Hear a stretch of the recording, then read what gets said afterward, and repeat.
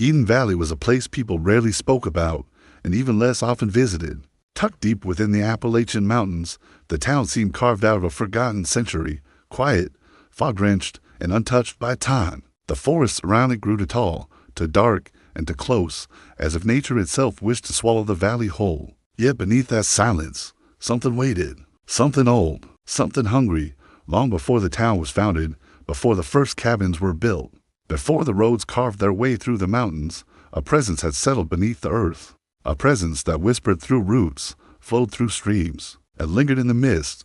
A demon, a void, a pit, and the Ward family had been its only barrier. When Ethan Ward returned to Eden Valley after years away, he expected nothing more than memories, the old porch, the winding paths, the creaking forests. But what he found was far darker, shadows that twisted where they shouldn't, whispers that slid under doors, and a strange heaviness in the air, as if the town itself was holding its breath. Ethan's mother had once warned him. The valley remembers.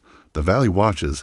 Ethan had never believed her. But when he opened the worn locket she left behind, when the fog thickened, and the house began to breathe, when the woods called him by name, he understood the evil beneath. Eden Valley had awakened again, hungry, patient, intelligent, and it wanted him. Because only a Ward could bind it. Only a Ward could stop it. And only a Ward could face the horrors buried beneath the town. Ethan Ward had returned home, and the shadows had been waiting. Chapter 1. The arrival of the bus rolled down the cracked two-lane road that led into Eden Valley, its rusted sides rattling with every pothole. Outside, the sun was sinking behind the Appalachian ridges, pouring a dull orange glow over the fog-thick forest that surrounded the town. Ethan Ward sat near the window, his hand pressed against the glass, watching the endless blur of trees. He had been traveling for hours, from New York to Pennsylvania, then to this forgotten pocket of the country that most maps didn't even bother naming anymore. He wasn't here for adventure. He was here because of a letter. A month ago, he received an envelope, no return address, no postage. Only his name scrawled across it in uneven handwriting, Ethan Ward. Inside was a single sheet of paper with 5 words, "Your mother's house still stands." The problem was, Ethan's mother had been dead for 20 years. And their house in Eden Valley had burned to the ground the night she died. Now, as the bus creaked to a stop beside a half-broken sign that read "Welcome to Eden Valley, where history lives," Ethan felt a cold pressure against his chest, the kind that whispers you shouldn't have come back. The driver, a gray-haired man with sunken eyes, leaned back in his seat. "Enter the line, son." Ethan nodded, grabbing his duffel bag and stepping out. The air was heavy with the smell of rain and pine sap. A crow cawed somewhere in the distance. The town stretched ahead, a cluster of old buildings, a shuttered gas station, a church steeple barely visible through the fog. He started walking toward Main Street, guided by memory more than sight. Every corner looked smaller than he remembered. Quieter, too.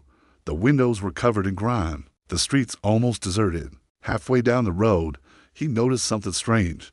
Every house had a mark carved into its front door, a small circle with 3 vertical lines inside, some old, some fresh. He paused outside one house and traced the mark with his finger. It felt burned into the wood. "Don't touch that," came a voice behind him. Ethan turned. An elderly woman stood at the edge of the road, her hands clutching a grocery bag. Her eyes were sharp, almost fearful. "You're new here," she said. "Not exactly," Ethan replied. "I used to live here, a long time ago." The woman shook her head slowly.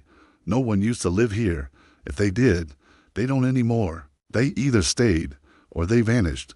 Before he could ask what she meant, thunder rumbled far off in the hills. The woman stepped backward. "Go back to wherever you came from, son. Eden Valley doesn't like returners." And then she was gone, disappearing into a narrow alley, leaving only the echo of her words and the smell of rain-soaked earth. Ethan stood still for a long moment. The street was empty again. The fog seemed thicker now, curling around the lampposts like ghostly fingers. Somewhere deep, within the valley, a church bell rang, 3 slow, uneven tolls. He didn't remember the church ever doing that before. Ethan slung his bag over his shoulder and started walking again. He had come too far to turn back now, and besides, the house was waiting. The same house that shouldn't exist anymore, the same one that had burned to ash. Chapter 2. The house on Hollow Creek Road. By the time Ethan reached Hollow Creek Road, the fog had swallowed the valley whole. The air was thick, damp, and unnervingly still, as if even the wind refused to move here. He knew this road. He had walked it countless times as a child, clutching his mother's hand on their way to church every Sunday. The cracked asphalt, the leaning trees, the rusted mailbox that still read Ward Family in flaky white paint, everything was the same. And yet, everything felt wrong. The closer he got to the old property, the stronger the smell became, like wet ashes and old blood. When he turned the final corner, his breath caught in his throat. The house was there, still standing, 2 stories of rotting wood and broken windows, its frame leaning slightly toward the woods. Behind it, the roof was half collapsed, but the front porch light, impossibly, was on. Ethan froze at the gate. The memory hit him like a blade. His mother's screams, the roaring fire, the night the house burned. He had been 8 years old, dragged out by a neighbor while the flames devoured everything behind him. How could it be here? He pushed open the gate. It creaked loudly, echoing down the empty road. The porch groaned under his weight as he stepped up, peering through the dusty window. Inside, the living room was almost exactly as he remembered. The same couch, the same mirror above the fireplace, even the same photograph of him and his mother, though the glass was cracked straight down the middle, splitting their faces in two. A whisper brushed against his ear, not from behind him, but from inside the house. Ethan. He spun around. Nothing. Only fog and trees. His hand trembled as he reached for the door handle. It was cold, slick with moisture. When he turned it, the door opened easily, too easily. The smell of burned wood and something metallic wafted. Out. He stepped in. The floorboards creaked. Dust hung in the air like tiny ghosts. Everything looked preserved, as if the years hadn't touched this place. He walked toward the staircase, pausing beside the old fireplace. A small table sat nearby, covered with a thin layer of soot. On it lay a single black candle, freshly melted, wax still warm. That's when he heard footsteps, slow, deliberate, coming from upstairs. Ethan froze. Hello. His voice echoed. Is someone there? The footsteps stopped. Then came another sound, faint but clear, a low humming, like a child singing through their teeth. Ethan swallowed hard and climbed the stairs, each step moaning beneath him. The second floor was darker, the windows completely fogged. He followed the humming to the end of the hallway, where his mother's old room used to be. The door was half open. He pushed it slowly. The room was empty. Only a wooden rocking chair sat by the window, moving gently on its own. The humming stopped. Then, from the mirror above the dresser, came a flicker, like something moving inside the reflection. Ethan leaned closer. The glass was dark, almost black. His own reflection looked wrong. His eyes seemed slightly off, his mouth a little too wide. And then the reflection smiled. But Ethan hadn't. A chill raced down his spine. He stumbled back, knocking over a small table. The noise shattered the silence. The mirror cracked suddenly, a sharp, splintering sound, and from within it came a soft, wet whisper, "Welcome home." The lights flickered. Something heavy moved across the floorboards behind him, invisible, but unmistakably real. The air grew thick, pressing against his chest, and for a moment, he felt something breathe down his neck.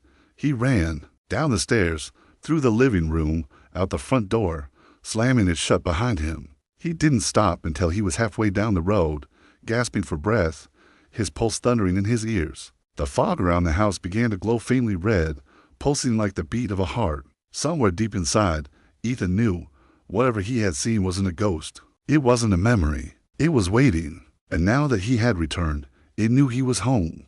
Chapter 3.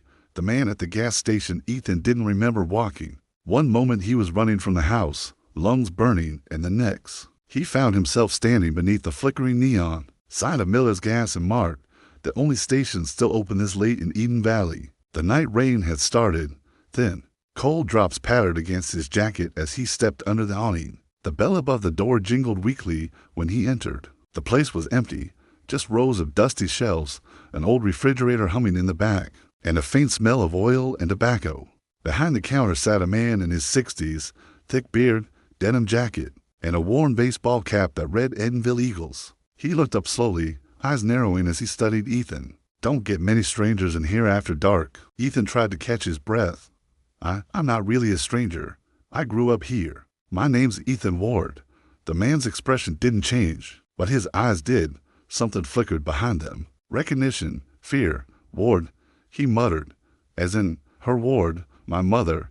Ethan said carefully, "You knew her?" The man leaned back in his chair, exhaling through his nose. Everybody knew her. People don't forget a woman who burns her own house down with herself inside. Ethan froze. That's not what happened. The man tilted his head. Ain't it? 'Cause that's what the sheriff told us. That she started talking about voices in the walls. Said the devil lived under Hollow Creek. Folks said she wasn't right in the head. She wasn't crazy. Ethan snapped. Something happened to her, something in that house. The man's eyes darkened. Yeah, he said quietly. That's what they all say before it gets to M. A long silence filled the room. The hum of the fridge seemed louder now. Finally, Ethan spoke again. What are those marks on the doors? The circles with lines.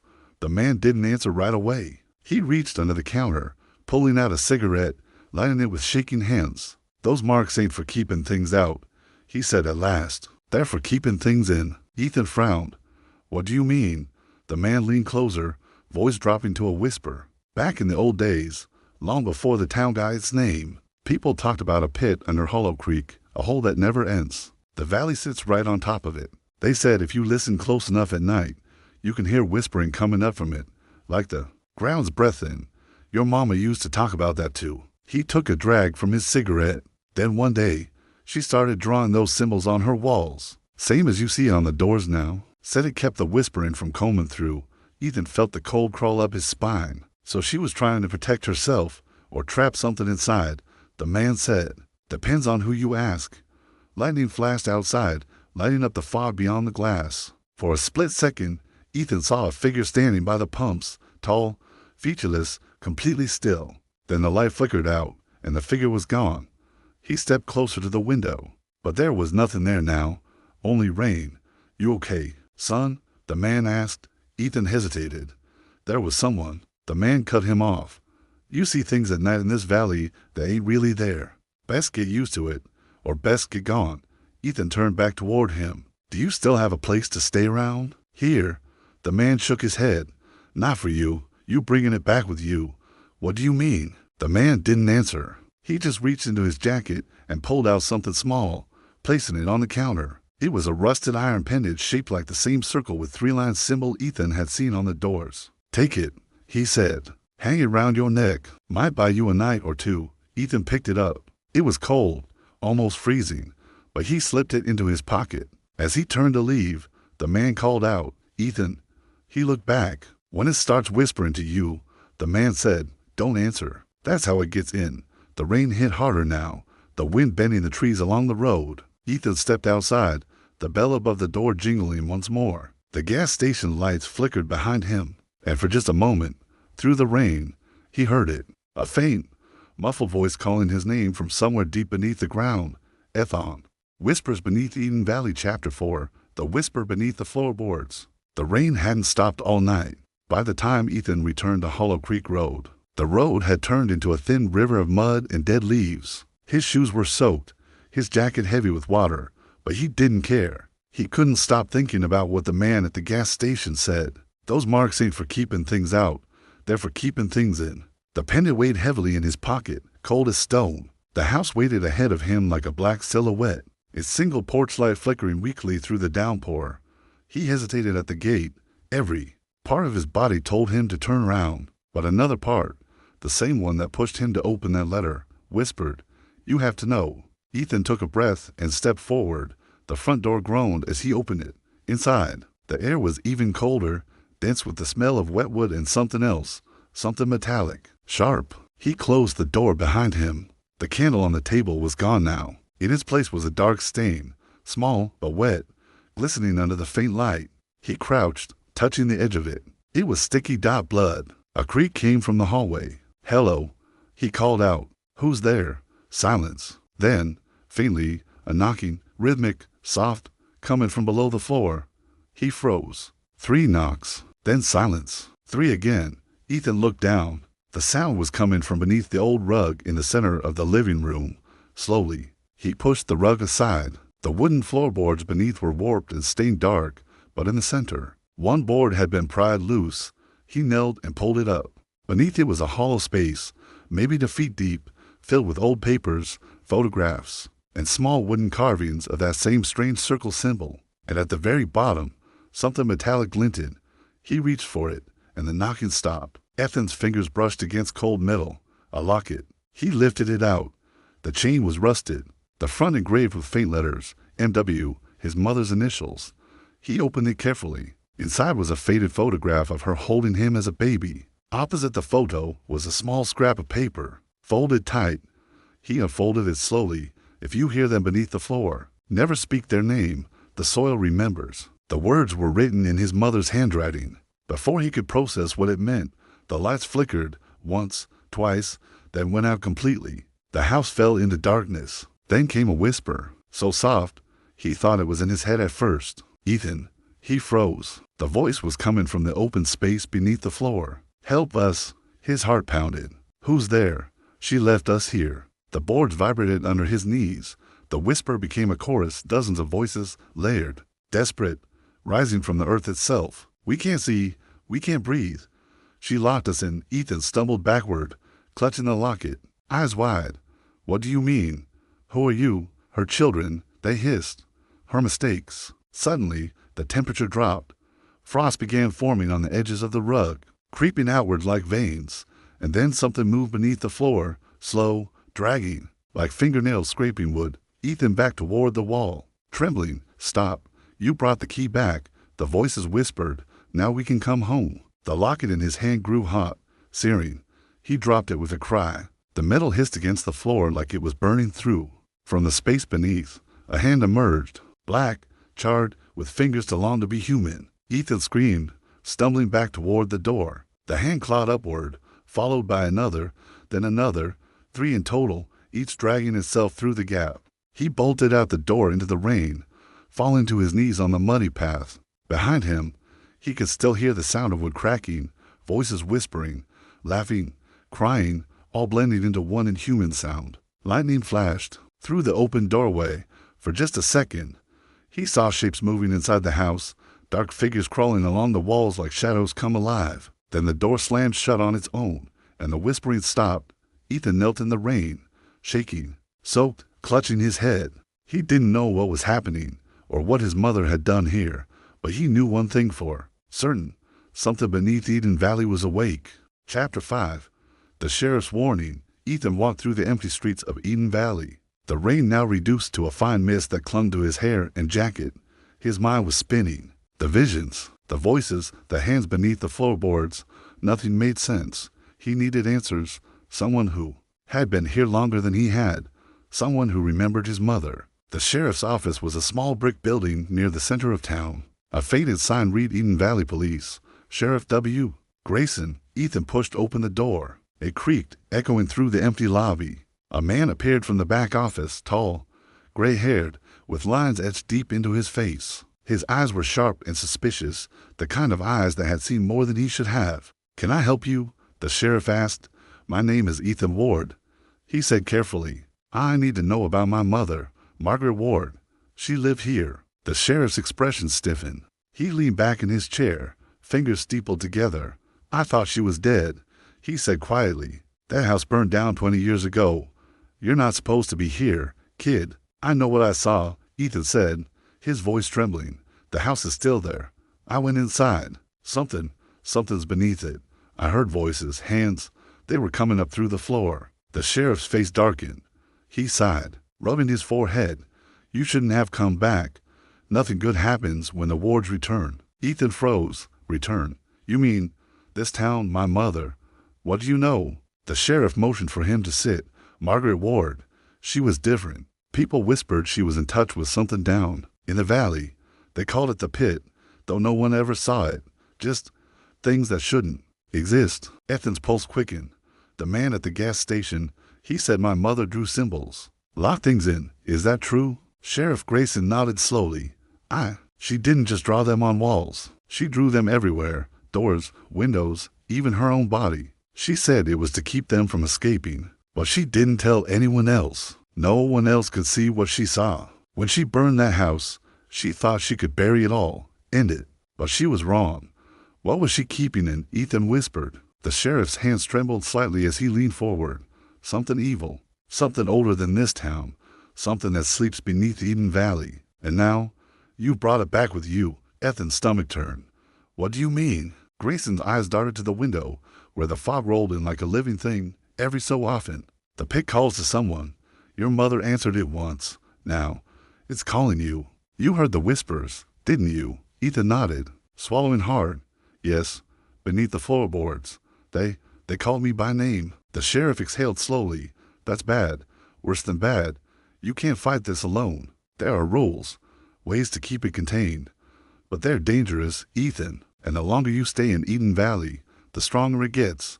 Then tell me, how do I stop it? Sheriff Grayson's gaze hardened. You can't stop it. You can only survive it, long enough to seal it again. Your mother left something behind, a key, an artifact. That locket you carry, it's part of it.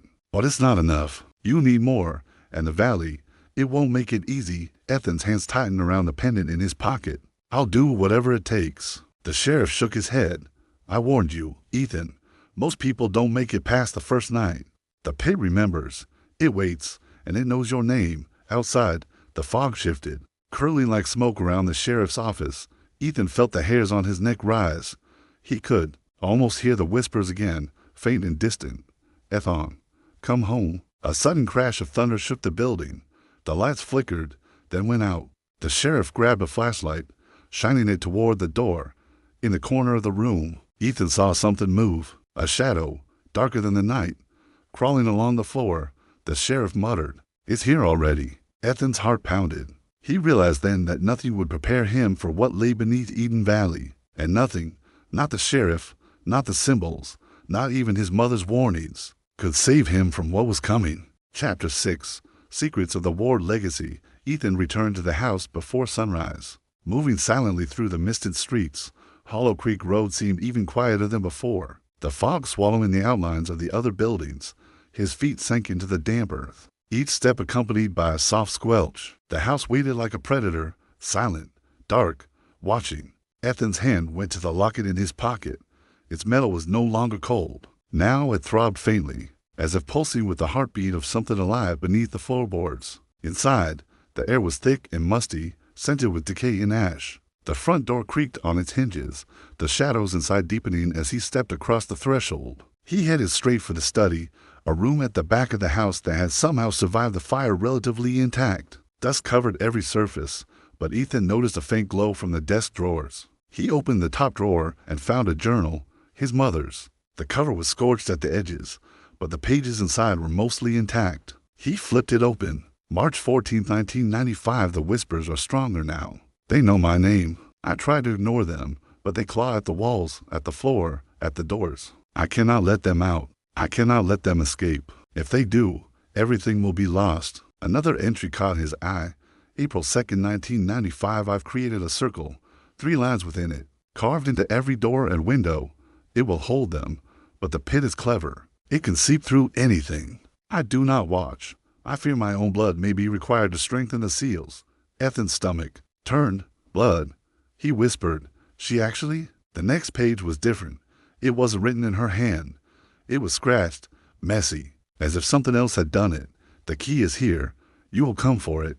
You will open the way. Ethan's fingers trembled as he turned the pages. The journal contained sketches, strange geometrical patterns, diagrams of the house, the symbols on every door, and lines leading downward into the floorboards, converging at a black void labeled simply, The Pit. He remembered the locket, the pendant he had taken from the gas station, the one the sheriff said was part of the containment. Ethan held it up, and the shadows in the room shifted unnaturally. The candlelight, real or imagined, flickered, forming shapes in the corners of the room. He backed toward the wall and opened the lower drawer.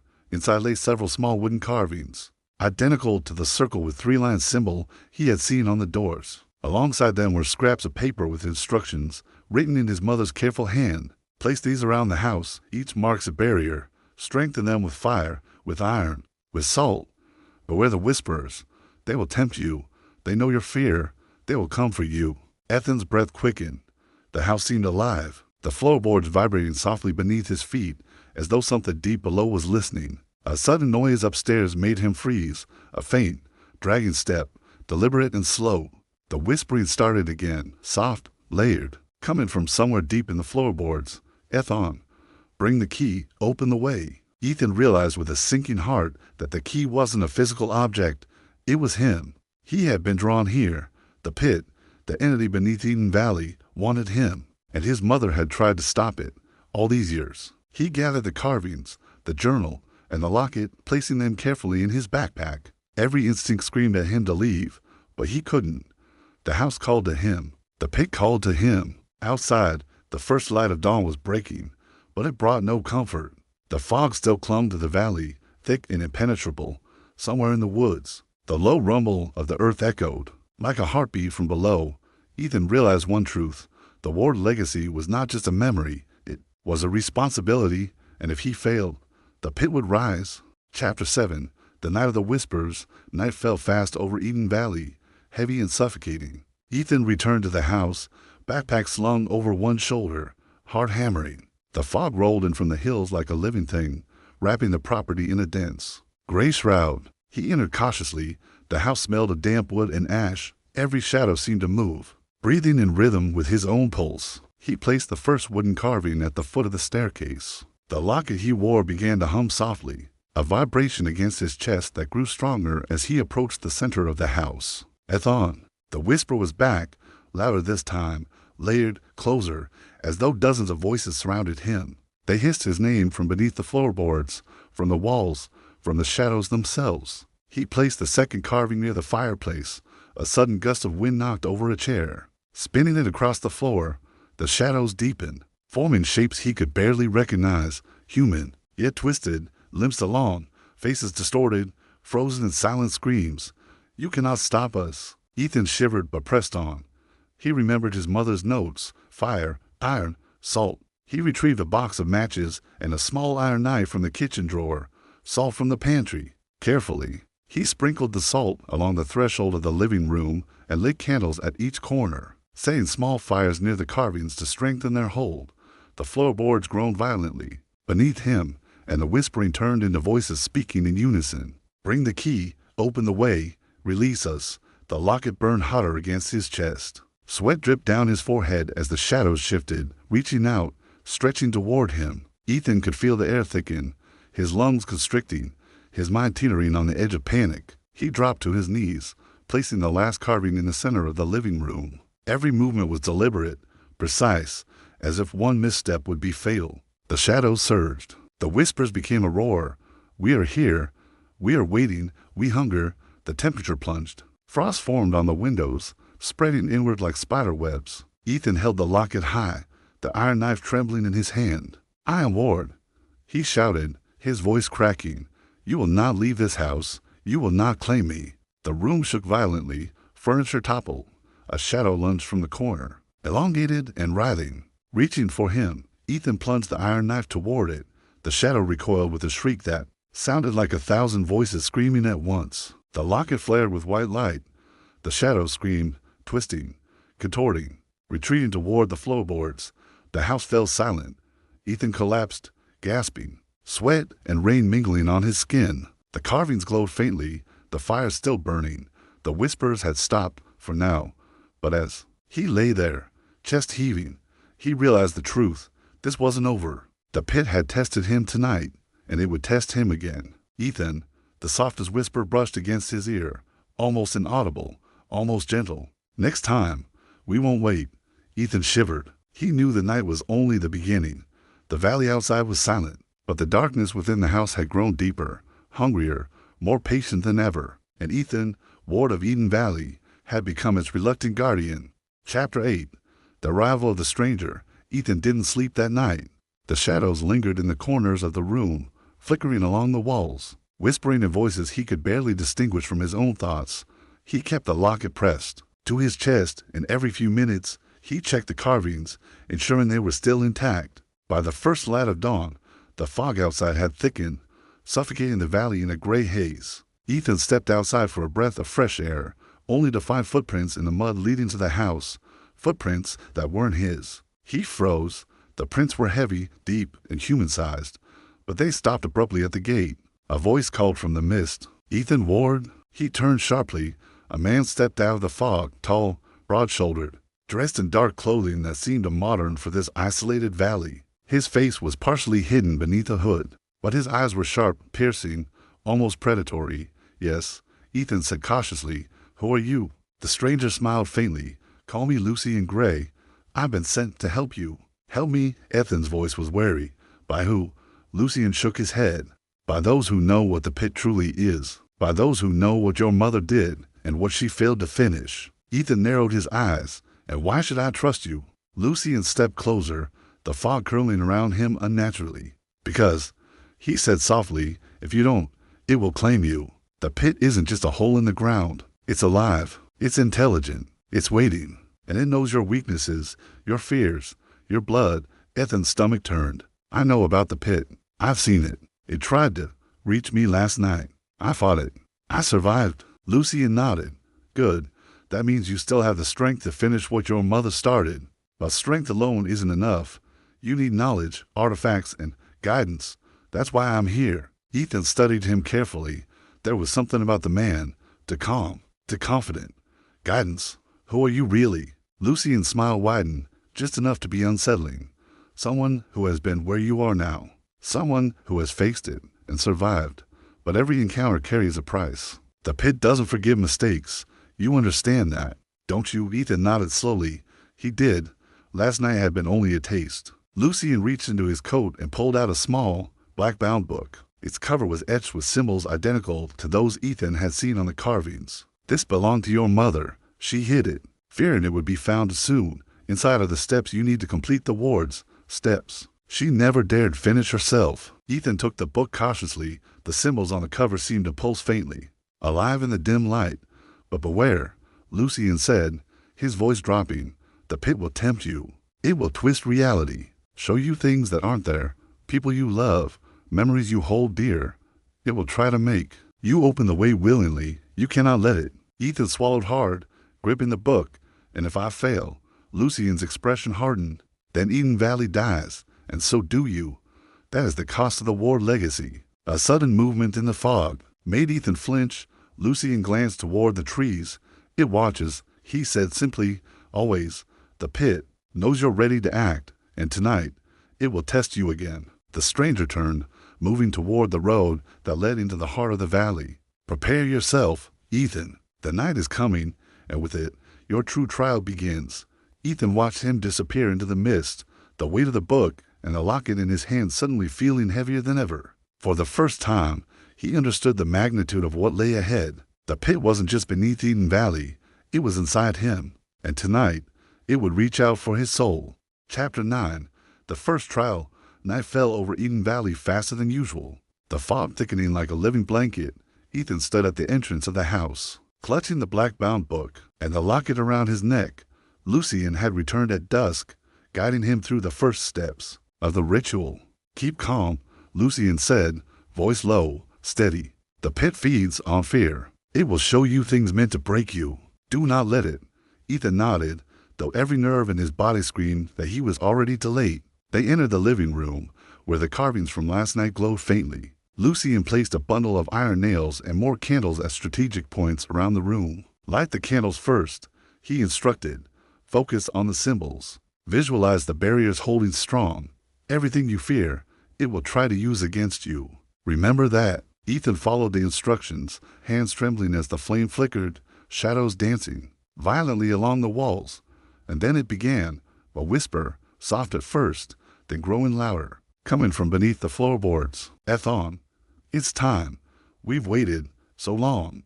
The floorboards vibrated, and shapes formed beneath them, silhouettes of people, twisted and charred, reaching upward. Their eyes were hollow, black voids, their mouths open in silent screams. Ethan felt a wave of nausea. He remembered his mother's warnings, the sheriff's words. He held the locket tightly. I am Ward, he shouted. You will not have me. The shadow surged toward him.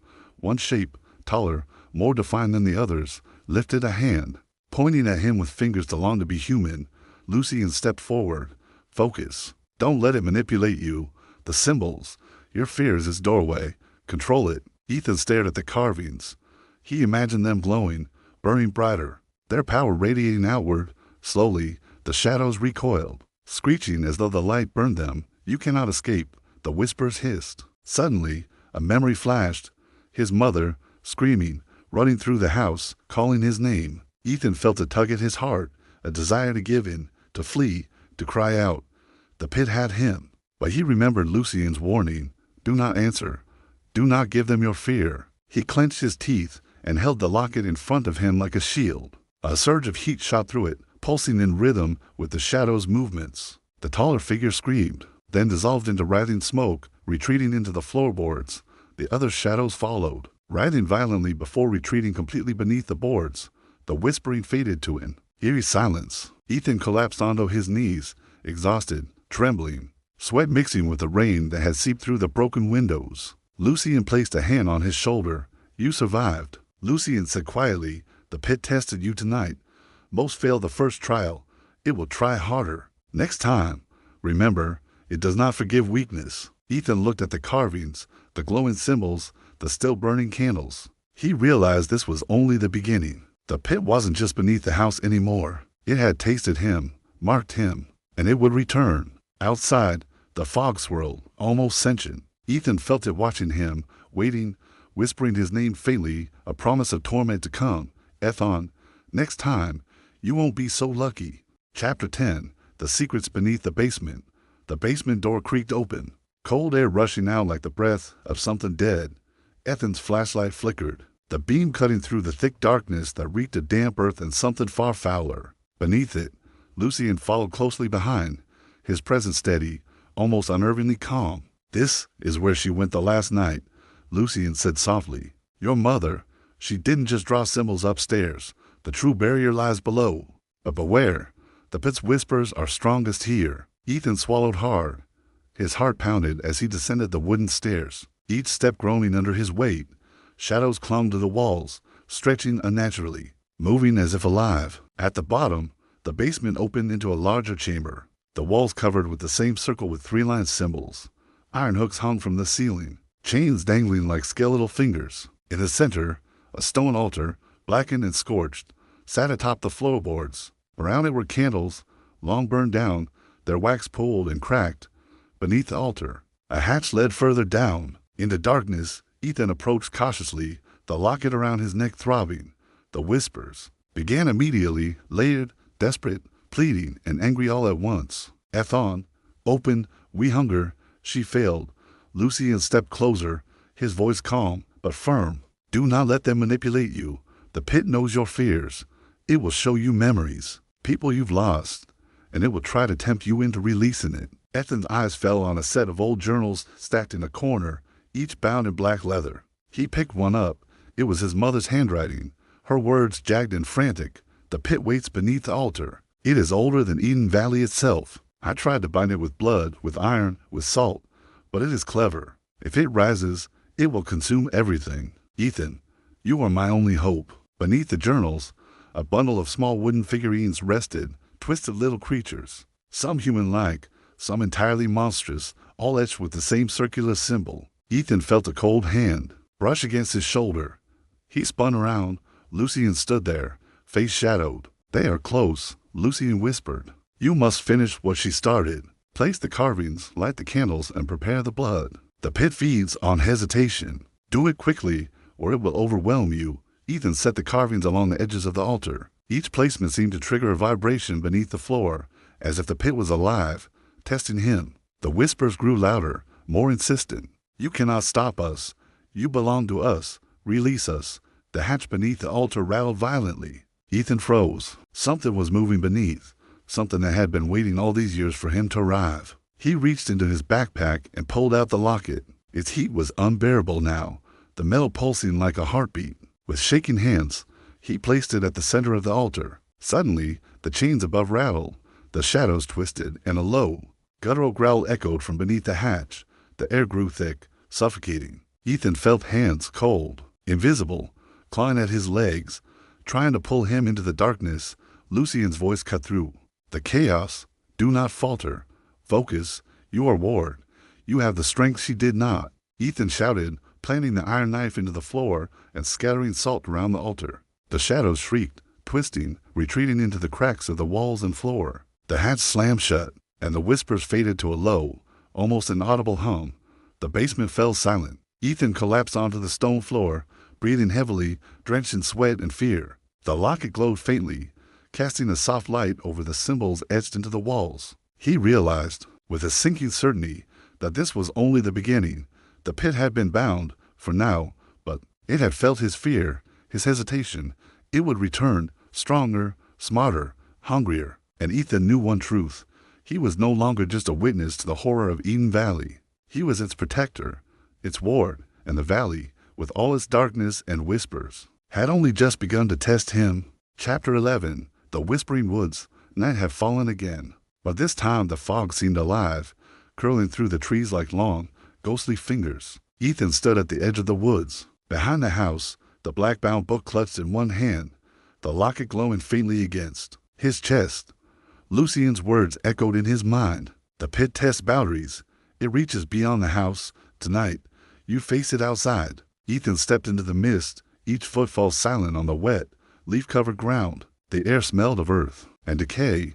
Somewhere deep in the fog, he heard it, a faint whispering, layered and indistinct, like dozens of voices speaking at once. Ethon, come, release us. The trees seemed to bend toward him, their branches curling like claws. Shapes moved in the fog, shadowy figures that disappeared when he focused on them, only to reappear in the corner of his eye. Ethan's breath quickened. His mind flashed with memories, faces from his childhood, moments of loss and regret, all twisted into grotesque mockeries. The pit was showing him his fears, his weaknesses. You cannot escape. You belong to us. He stumbled forward, clutching the locket, repeating Lucien's mantra, do not falter, do not falter, do not falter. A figure appeared through the fog, a woman in white, her face pale, eyes hollow. She reached out toward him. Mom, Ethan whispered. The woman tilted her head unnaturally, her mouth open, and a chorus of whispers poured out. Dozens of voices layered together. Open the way. Bring us home. Release us. Ethan shook his head, backing away. No, I am Ward. You will not have me. The locket burned against his chest, flaring with white-hot light. The figure shrieked and dissolved into the fog. Suddenly, the trees groaned and the ground beneath him shifted, forming shapes that looked like hands reaching up from the earth. Ethan realized with horror that the pit's influence had spread beyond the house. Lucien appeared beside him, calm as ever. You must confront it now, outside its walls. If you hesitate, it will overwhelm you. Focus on the symbols, the wards. Your strength lies in the legacy your mother left behind. Ethan drew the carvings from his backpack, scattering them along a circle in the clearing. He placed salt around each one, ignited small fires, and held the locket aloft. The fog pulsed, writhing as though alive, forming shadowy figures that lunged toward him. You cannot stop us. Your fear will release us. Ethan's heart pounded, but he repeated the words in his mind. Do not falter. Do not falter. He imagined the symbols glowing, their light cutting through the darkness. Slowly, the shadowy figures recoiled, shrieking in unison before retreating back into the mist. The fog began to thin. The whispering faded, leaving only the sound of Ethan's ragged breathing and the distant howl of the wind. Through the trees, Lucien stepped forward. Well done. The pit has been tested tonight, and it has learned that you are not to be trifled with.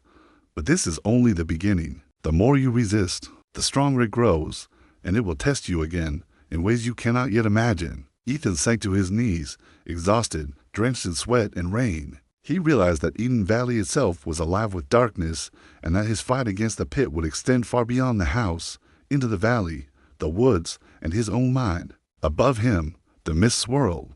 Faint, almost inaudible, came a whisper, a promise and a threat. Ethon, next time, you will not run. Ethan clenched the locket. He was Ward. He was the last line of defense, and the pit was still hungry. Chapter 12. The Heart of the Pit. The basement hatch groaned under Ethan's weight as he descended once more, the locket around his neck pulsing in rhythm with his heartbeat. Lucien followed silently, the shadows of the house stretching and writhing around them like living things. Prepare yourself, Lucien whispered. This is where it began and where it will end. If you are strong enough. The air grew colder with every step. The faint hum from the locket grew louder, vibrating through Ethan's chest.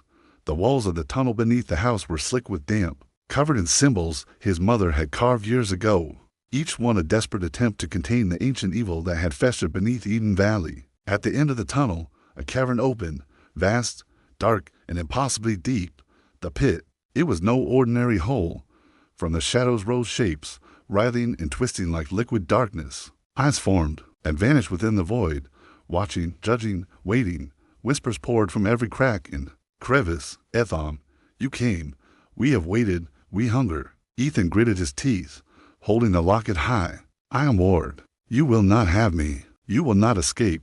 Lucian placed his hands on the edge of the cavern, tracing the symbols etched into the stone. The pit is older than this town, older than anything you know. It feeds on fear, doubt, and life itself. Your mother bound it once, barely. It is clever, patient, and it remembers. From the darkness, a massive form emerged, taller than any man, and possibly wide. Its body composed entirely of shifting shadow and smoke. Its face was a void, and its voice was a chorus. Simultaneously many in one. You cannot contain us. The wards fail, and you are weak. Ethan's knees trembled, but he raised the locket. Its light flared, white-hot, illuminating the cavern. The shadows screamed, twisting violently. Do it, Lucian shouted. Focus. Place the carvings. Burn the symbols. Your fear is its weapon. Ethan moved quickly, setting the wooden carvings along the edge of the cavern, sprinkling salt and scattering fire across the symbols etched into the stone. The pit roared, a sound that shook the floor and rattled the walls, a sound of hunger and rage that made Ethan's vision blur. Ethon, come closer, release us. Your blood. The locket burned hotter, almost searing his chest. A shadow lunged at him from the depths, forming the shape of his mother, but twisted, with hollow eyes and a mouth filled with darkness. Mom, Ethan whispered, voice cracking. The shadow shrieked, and the pit's chorus layered with it, demanding, begging, tempting. Lucian grabbed Ethan's shoulder. It's a test. Do not give in. You are stronger than this. Ethan screamed, slamming the locket into the center of the cavern. A burst of light exploded outward, igniting the candles, carvings, and symbols. The pit shrieked, recoiling, the shadows screaming as they writhed violently before retreating into the abyss beneath. The cavern shook violently, but the light held. The whispers faded to a faint, dying echo. Ethon, you cannot hold us forever. Ethan collapsed, gasping, drenched in sweat, firelight reflecting off the wet walls. Lucian knelt beside him.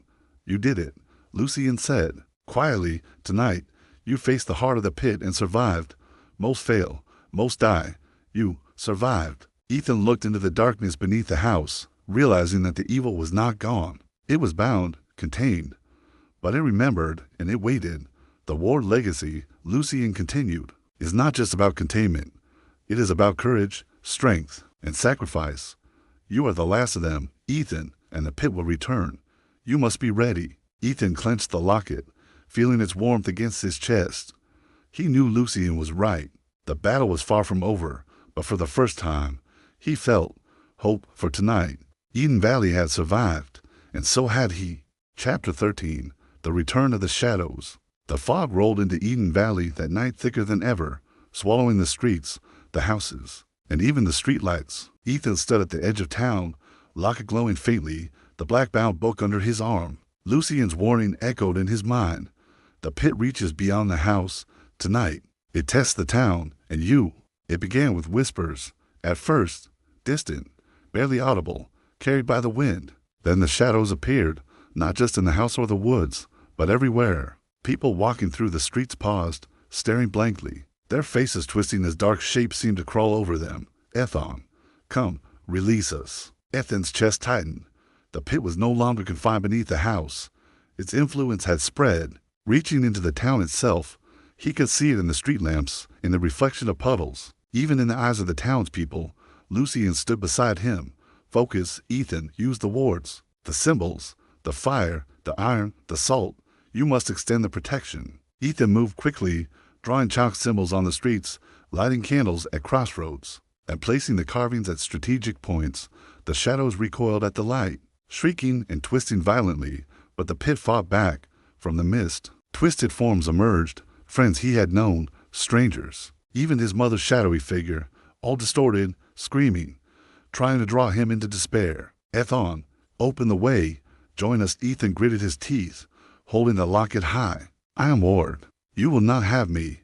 He moved from street to street, chanting the wards aloud, sprinkling salt, igniting candles. Every step was a battle of willpower, every shadow a test of courage. The pit roared, shaking the ground beneath him, bending the trees, twisting the fog into monstrous shapes. Finally, he reached the town square, the heart of Eden Valley. He drew a massive circle with the carvings, salt, and fire, placing the locket in the center. The shadows lunged one last time, forming monstrous, writhing shapes, their shrieks deafening. Ethan's hands shook, but he clenched the locket, imagining the symbols burning with pure light.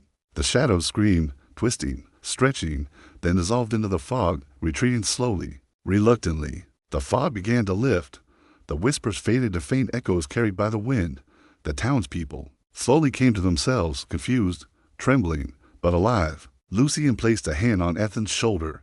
You've held them back tonight. The pit tested you, the town, your resolve. You succeeded, but know this, it will try again. Its hunger is infinite, its patience, eternal. Ethan looked around the town, the streets eerily quiet now, shadows still. Lingered in corners, flickers in the street lamps, but the immediate danger had passed. I am ready, Ethan whispered to himself, gripping the locket. I will protect Eden Valley, no matter what it costs. Above him, the stars pierced through the dissipating fog. Yet somewhere, deep below, a low rumble echoed, a reminder that the pit's hunger was never truly sated. Ethan exhaled slowly. The night was over, for now.